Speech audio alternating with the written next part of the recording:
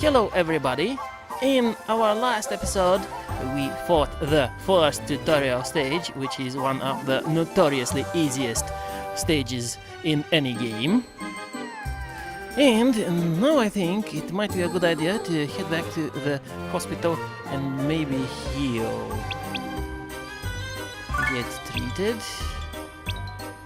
Oh. It appears that Etna received some damage. And Blind Air. And Symbol. Whatever. Hero.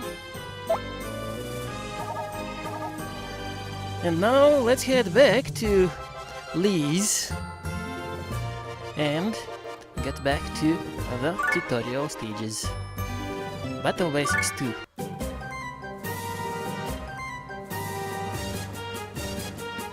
More stray demons. How annoying. I wish I could just toss him. Well, why don't you? You can? Tutorial, lifting and throwing. For our ignorant prince, let me explain the commands lift and throw.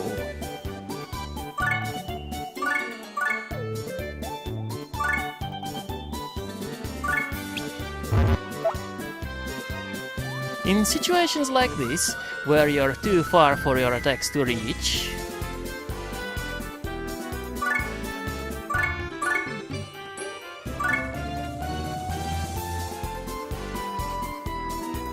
pick up a character by selecting lift.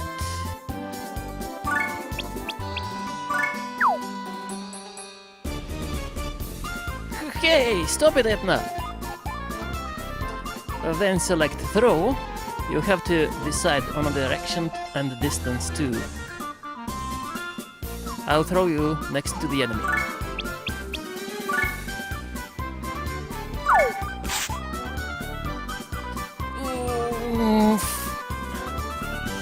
See? That covered a lot of ground. Now you're able to attack. You can use lift and throw on both allies and enemies. Keep in mind that only humanoid characters can use lift and throw. Monsters can't do it. By making good use of these commands, you can extend your attack range. This is very helpful in moving around on some maps, so don't forget it. There are other uses for the commands besides covering ground, like holding an enemy so he or she can't move, saving injured allies from danger, etc. By the way, Prinnies will explode when they are thrown, so handle them with care. Dude, you gotta be kidding! And if you throw an enemy at an enemy, there may be other fun uses waiting to be discovered. Try experimenting. That's it! I'm gonna throw you next time!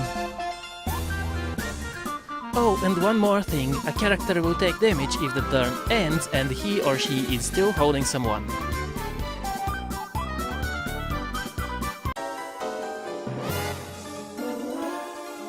And suddenly I'm in control. Oh, yeah, it's my turn to play.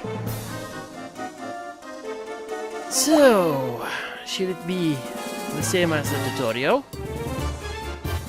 Or should it not be the same as the tutorial? Might not be a good idea to be the same as the tutorial. So let's move Prince Laharo to a place where he can be next to a stray demon. And that's the only tile. Actually there are two available tiles.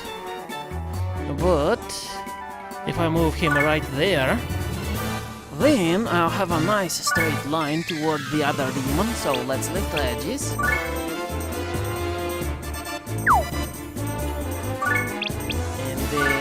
Throw edges at level up. Okay, level up Comet. Alright. So next we can deploy Etna and tell her to move.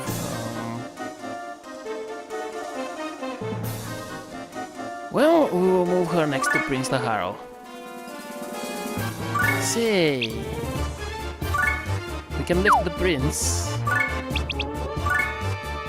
and throw him probably over there. I wonder how this can possibly work. We can go take Line here. Move her next to Etna. And yes, we can use Line Air to lift Etna and toss her next to the prince. Yes. Alright, so for now, I guess that will be that. Time to end the turn.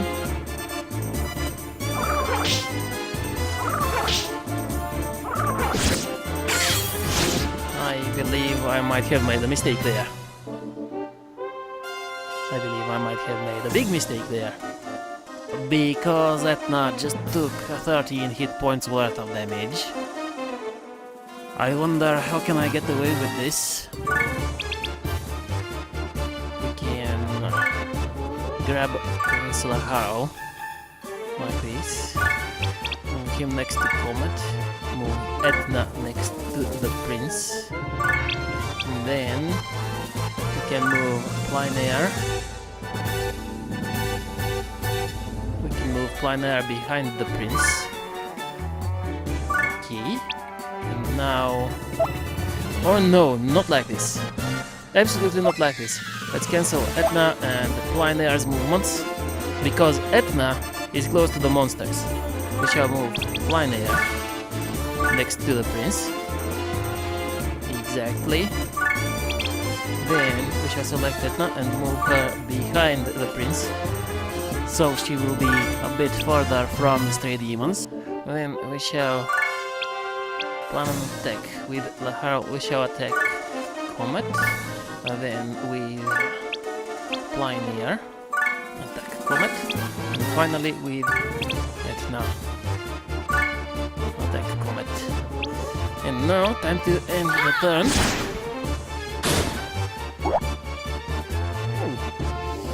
That went better than expected.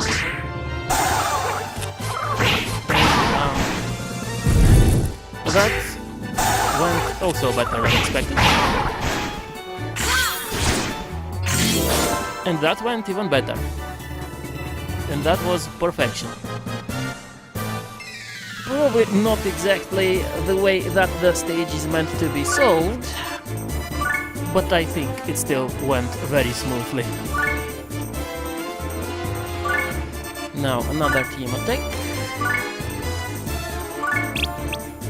Possibly a combo. Or maybe I'm confusing team attacks and combos. I definitely have to check that one out. Okay, so now we shall attack Omega with Laharo, with Etna, and finally with Plinair. And end our turn without having deployed even a single preemie.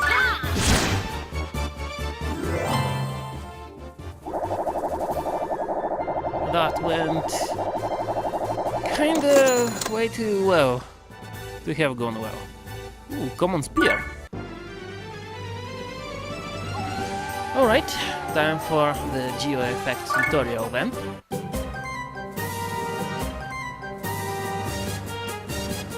Geo panels. Interesting. These are geographical features that are attuned to the elements of the universe. Crystallization of those elements results in geo symbols like the one right there.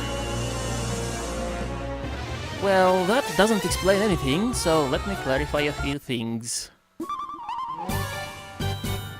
Tutorial, Geo Effects. Let me explain Geo Effects, a system which will heavily influence battle. Take a good look at the colored panels on the area map. Notice that enemy boost plus 50% is displayed at the top of the screen. This means that when an enemy is on a blue panel, his or her attack and defense will be powered up by 50%. This is not good for you, so it's wise to get rid of this effect. You might be wondering, where does it come from in the first place?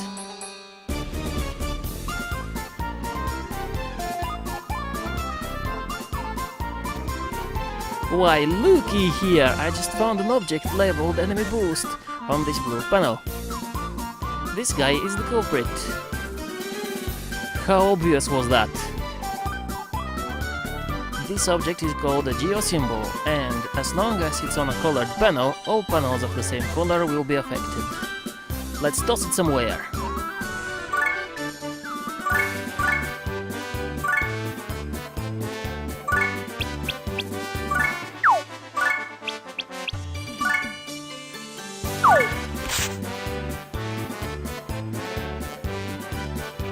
The effect enemy boost is no longer on any of the blue panels, but...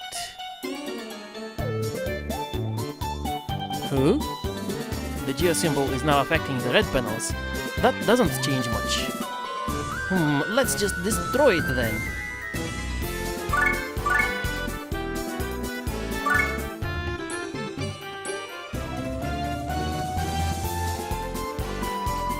Oh, before we do that, do you see the two blue displayed on the geosymbol's status window? Remember that.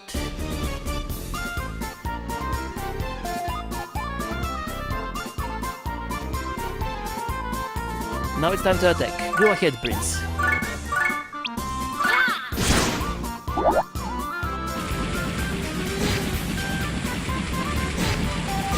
And now explosions are happening.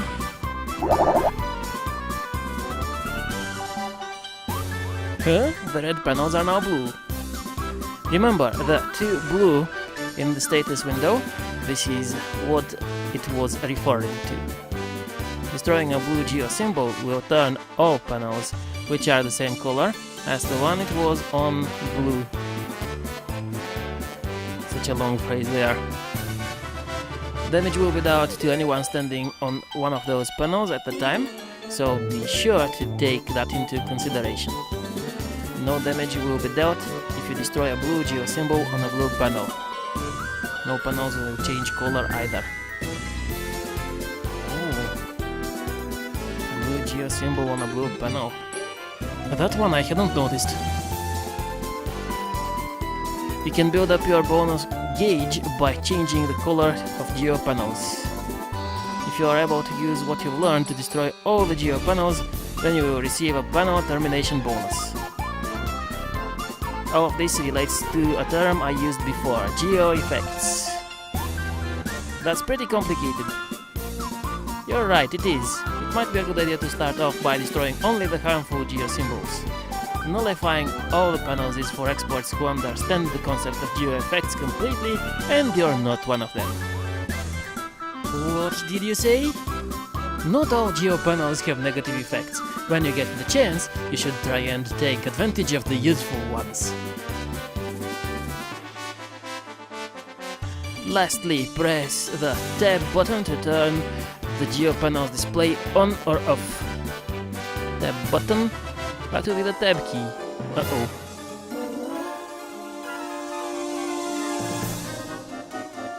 And... alright, so the stage starts. So here we have the stray demons called Margarita, P10, Hickory, Perfume, Boss, and why did I ever start to read those names?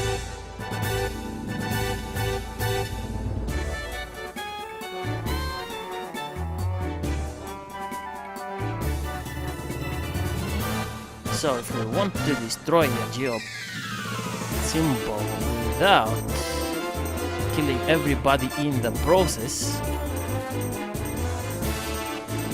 or actually if everybody is going to take damage, then why not go for the blue one? We can eventually take... I wonder, we can take Plain Air and move her just outside the geo panels, and then use her to attack the geo symbol. I wonder what is going to happen. Execute.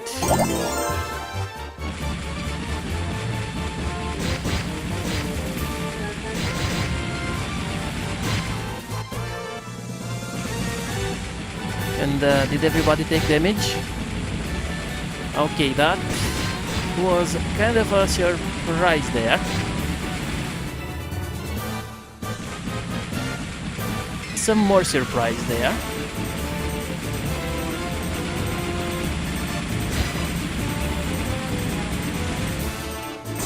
Wow, look at that combo.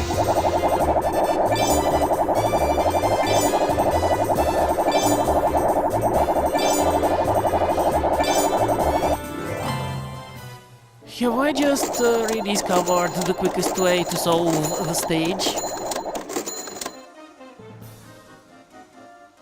30 health, plus 12 experience, short sword, light staff.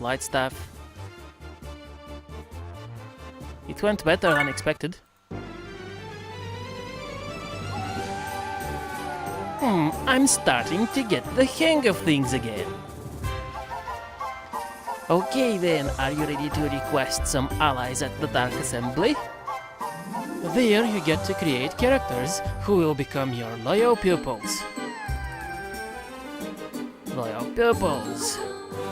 That doesn't sound like a bad idea. Alright, let's go. Tutorial, the Dark Assembly. Welcome to the Dark Assembly. Here you can create characters as well as submit proposals. In order to submit proposals, you have to have energy known as mana. You can gain mana by defeating enemies. If you want, you can use the mana you have right now to make a new character. A cleric might be useful for healing, while a warrior or brawler might come in handy when attacking. If Prince Laharl makes the characters, they will become his loyal pupils. Manage their growth carefully. Is it time to create characters? What would you like to do? Summon Dark Assembly. So, who will address the assembly? I guess it will be Laharl. Senator list. No. Create new character. Yes, this one. And here we have what appears to be the male brawler from the previous video. Then the female brawler. That's the male warrior, the female warrior, the skull, the mage, the guy who's keeping the records, and the girl who's not keeping the records, and that's a hobbit. That's a ghost. Then we have a Brini, and that's the selection. How about a cleric? For some healing, for just in case. How about a female one? How about... apparently only a good for nothing character is available. Alright, and we shall name her... I really thought about that name. Jilly. And where did the L go? Why? Done. Bonus -5. Alright, so stats that are not important. Maybe health points are not important. I wonder. We can reduce those to 10. SP, they might be needed. Attack, defense. What does int stand for? SPD, that could be speed. Yeah, looks very unimportant. Hit and res. Say, those two look unimportant. Done. And... what's that? Weapon mastery. Okay, but what are those icons? Okay, so that could be the staves. Okay, that's a proficiency rank of S, and then D for the guns and the bow and arrow appears to be a B. Okay. Oh boy, I wanted to give Jilly a gun, but I guess it's going to be probably a staff. Anyway, let's create Jilly. Jilly has been created. And now I have 2 points of mana left. Well, let's exit the Dark Assembly. I guess seeing Jilly in action is going to be postponed for the next video because we are already around the 20 minutes mark. So I would like to thank everybody for watching this episode, and I look forward to seeing you in the next one.